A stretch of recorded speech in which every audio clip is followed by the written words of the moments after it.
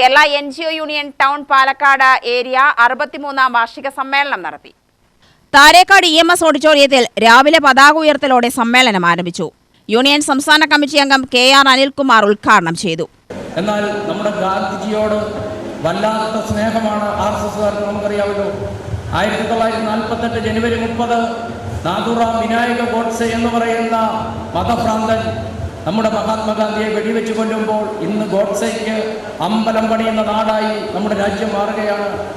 നമ്മുടെ രാജ്യത്തിൻ്റെ ചരിത്രമടക്കം തിരുത്തി എഴുതുന്നതിനുള്ള വലിയ ഇടപെടലുകൾ സംഘപരിവാരം നടത്തിക്കൊണ്ടിരിക്കുകയാണ്. അതുകൊണ്ട് ഗാന്ധിജി ഇന്ത്യയുടെ ഭരണാധികാരികളിൽ ഗാന്ധിജിയെ ഈ ഇന്ത്യയുടെ ചരിത്രത്തിൽ നിന്ന് മാറ്റണം. അദ്ദേഹത്തിൻ്റെ പേര് കേൾക്കുന്നത് പോലും സംഘപരിവാരത്തിന് താല്പര്യമില്ലാത്തത് കൊണ്ട്, അല്ലാതെ ദേശീയ തൊഴിലുറപ്പ് പദ്ധതിയുടെ പേര് ഇപ്പോൾ മാറ്റേണ്ട പറ്റ സാഹചര്യമുണ്ടോ?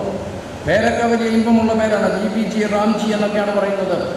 അങ്ങനെയാണ് RSSകാരെല്ലാവരെയും G ചേർത്താണ് വിളിക്കുന്നത്. ഈ പാലക്കാട്ടും ഒത്തിരി ആളുകളുണ്ട്. അവരെല്ലാവരെയും പരസ്പരം അഭിസംബോധന ചെയ്യുന്നത് G ചേർത്താണ്.